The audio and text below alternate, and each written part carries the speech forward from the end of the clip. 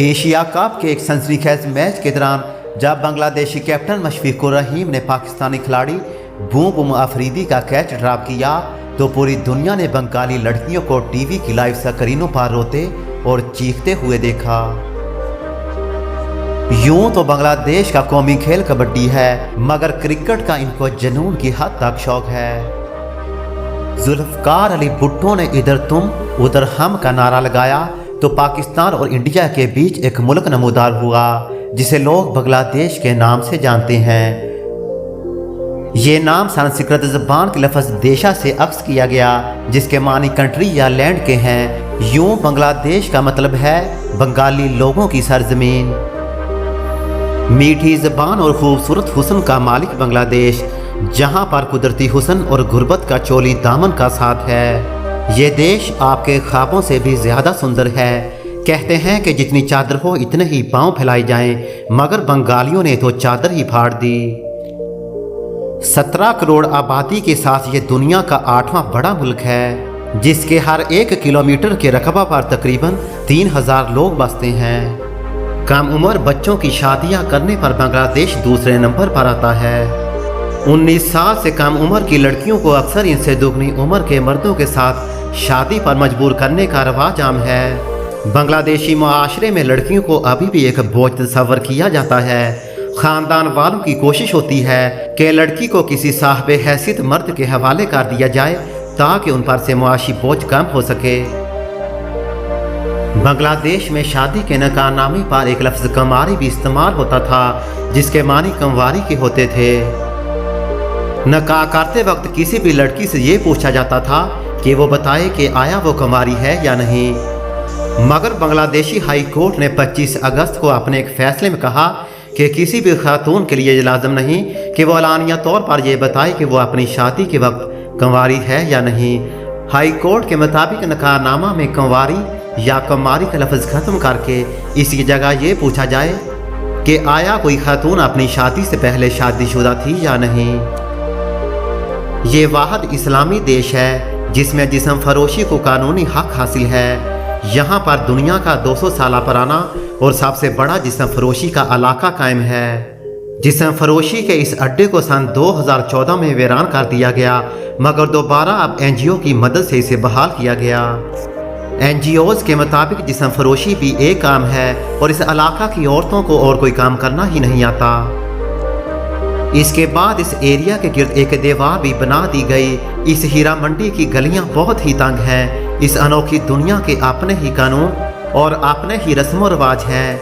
यहाँ पर 12 साल की लड़कियों को जिस्म फरोशी के लिए लगा दिया जाता है। ऐसा ही एक इलाका पाकिस्तानी लाहौर में बादशाही मस्जिद के पास हीरा मंडी के नाम से जाना जाता है। बांग्लादेश में एक इलाका ऐसा भी है जहां बाप और बेटी की शादी को भी जायज़ करा दिया गया। वर्ल्ड की दूसरी तहजीब में ऐसा करना एक शर्मनाक फेल है और कोई मजहब या इंसान ऐसा सोच भी नहीं सकता। मगर बांग्लादेश के पहाड़ी इलाके मंडी में एक ऐसी भी जगह है कि अगर बेवा औरत शादी की ख्वाहिश करे तो इसे अपने ही कबीले में शादी करना पड़ती है और इसे अपनी बेटी की शादी भी इससे करवाना पड़ती है जिससे वो खुद शादी कर रही है। इस कबीले का मानना है कि इस रस्म से कबीले की आबादी में इजाफा होता है और दौलत में भी इजाफा मुमकिन है, क्योंकि बांग्लादेश के कानून के मुताबिक अगर बेवा मर जाए या बेटी की शादी खानदान से बाहर कर दी जाए तो पिछले शौहर की तमाम जायदाद बेटी का पूरा हक रखती है। जहां दूसरे ममालिक में हमजिन्स परस्ती को कानूनी हैसियत हासिल है, मगर बांग्लादेश में हमजिन्स परस्ती पर आपको जेल की सजा भी काटनी पड़ती है। इस देश में अगर कोई हमजिन्स परस्ती में पकड़ा जाए तो इस पर सख्त कवानीन भी लागू होते हैं। बांग्लादेश का दारुल हुकूमत ढाका है जो दुनिया का सबसे ज़्यादा गुंजान आबाद कैपिटल है और ये आबादी के लिहाज से दुनिया का 10वां बड़ा शहर है, जहां पर फी मुरब्बा किलोमीटर में 44,500 अफराद रहते हैं। ढाका दुनिया का 17वां बड़ा आलूदा शहर भी है। यहाँ पर 700 से ज़्यादा नदियाँ बहती हैं। अगर इन नदियों को मैप के अंदर देखा जाए तो ये ऐसे ही मालूम होता है जैसे इंसानी शरीर में शरियानों और रगों की तादाद होती है। बांग्लादेश का एक जंगल ऐसा भी है जो पानी में डूबा हुआ है, जो गोवियल घाट में वाक़ है और दुनिया इसे रतनगुल फॉरेस्ट के नाम से जानती है। यहाँ की अनोखी बात यह है कि यह जंगल पानी के अंदर मौजूद है। यहाँ सारा साल पानी रहता है और इस पानी के अंदर लोग कश्ती रानी की सैर भी करते हैं। इस देश में 30% से ज़्यादा लोग गुर्बत की लकीर के नीचे ज़िंदगी गुजारते हैं। इसकी बड़ी वजह यहाँ के मौसमी हालात हैं। यहाँ पर सबसे ज़्यादा सैलाब आते हैं। इस देश में एक अनोखी मार्केट भी कायम है, जहाँ कश्तियों पर सब्जियाँ और फल भी बेचे जाते हैं। बरसात के मौसम में यहाँ काम अरूज पर होता है और हर तरफ आपको रंग बिरंगी कश्तियाँ ही कश्तियाँ नजर आती हैं। इस देश में बाएं हाथ को नापाक या अच्छा नहीं समझा जाता। यहाँ ना तो आप बाएं हाथ से सलाम ले सकते हैं, खाना खाने, मशरूबात और कारोबार के लेन देन के दौरान भी आप उल्टे हाथ का इस्तेमाल नहीं कर सकते। मौसमी हालात की वजह से बांग्लादेश का हर साल कुछ न कुछ हिस्सा समंदर में डूबता ही चला जा रहा है और साइंसदानों के मुताबिक सन 2050 तक बांग्लादेश का 60% हिस्सा समंदर में डूब जाएगा। इसी वजह से यहाँ पर कश्तियों के स्कूल आम हैं। इस देश में आपको कश्तियों पर चलते फिरते स्कूल आम ही नजर आएंगे। रॉयल बंगाल टाइगर यहाँ का मशहूर जानवर है। यहाँ के लोग क्रिकेट मैच के दौरान भी टाइगर वाले मास्क पहनकर अपनी टीम को सपोर्ट करते हुए नजर आते हैं। बांग्लादेश का जिक्र हो और ग्रामीण बैंक की बात ही ना हो, ऐसा मुमकिन ही नहीं। बांग्लादेश के डॉक्टर मोहम्मद यूनुस ने ग्रामीण बैंक की बुनियाद डाली, जिसका मकसद बांग्लादेश के गरीबों को छोटे कर्जों की मदद से गरीबी से निकालना था। बांग्लादेश की समाज में मोहम्मद यूनुस का यह तजर्बा कामयाब रहा और एक मुहिम की शक्ल इख्तियार कर गया। ग्रामीण बैंक खसूसी तौर पर गरीब खवातीन को छोटे कर्ज मुहैया करती थी ताकि वो घरेलू कारोबार शुरू कर सकें। आज ग्रामीण बैंक से 60 लाख से ज़्यादा अफराद कर्ज लेते हैं। सन 1976 में मोहम्मद यूनुस ने अपनी जेब से $27 से ग्रामीण बैंक की बुनियाद डाली। 30 साल बाद बैंक के 66 लाख खातेदार हैं, जिनमें से 97% खवातीन हैं।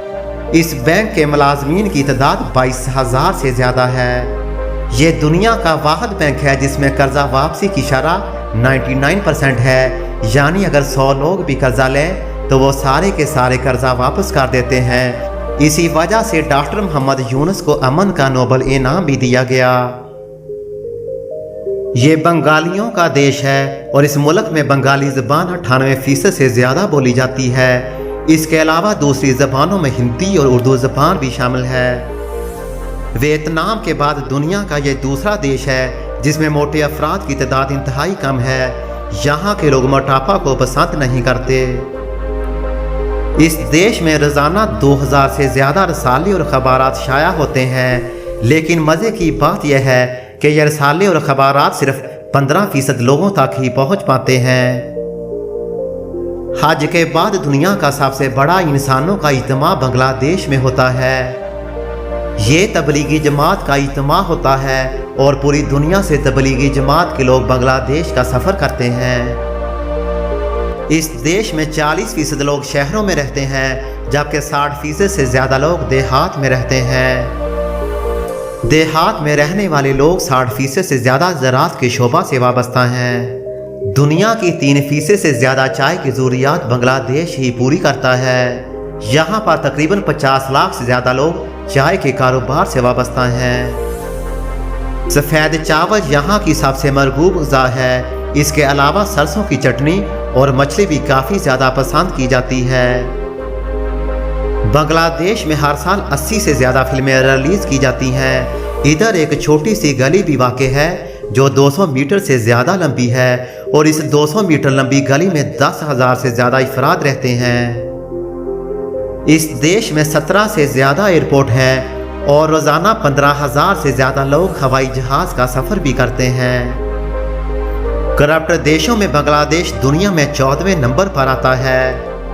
चीन के बाद टेक्सटाइल की मसनूआत बनाने में बांग्लादेश दुनिया में दूसरे नंबर पर आता है। इस देश की $36 बिलियन की बरामदात में गारमेंट्स का हिस्सा 81% है।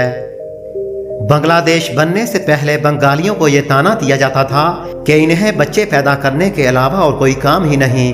सन 1951 की मरदमशुमारी के मुताबिक मशरकी पाकिस्तान की आबादी 4 करोड़ 20 लाख, जबकि मगरबी पाकिस्तान की आबादी 3 करोड़ 37 लाख थी। लेकिन अब यह सूरत हाल है कि बांग्लादेश की आबादी 17 करोड़ के करीब, जबकि पाकिस्तान की आबादी 22 करोड़ से ज़्यादा हो चुकी है।